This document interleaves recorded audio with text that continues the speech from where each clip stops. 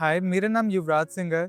मैं दिल्ली का रहने वाला हूँ और मुझे रामा मेडिकल कॉलेज हापुड़ में एडमिशन मिला है। फाइनली जब अब इतने नीट के बाद मुझे यहाँ पे एडमिशन मिला है, एक ड्रीम कम ट्रू मोमेंट है। मुझे नीट के बाद काफ़ी कन्फ्यूजन था कि क्या डॉक्यूमेंट्स प्रोसेस है, क्या एडमिशन प्रोसेस है, क्या सारी चीज़ें। तो मुझे तब समझ नहीं आ रहा था कि मुझे क्या करना चाहिए।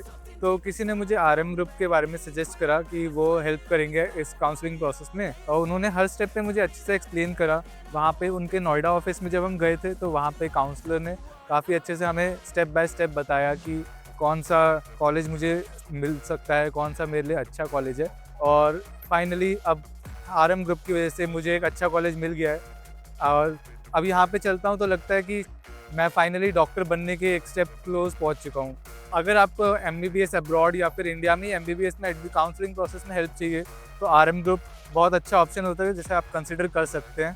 थैंक यू आरएम ग्रुप जिसने मुझे इस कॉलेज में एडमिशन दिलवाया। Thank you. I desire your worst, so you can just hide while I work. I ain't tired, you first. I'll write a second, third verse about the lies you go disperse. You never did shit, I know it hurts. Something deep inside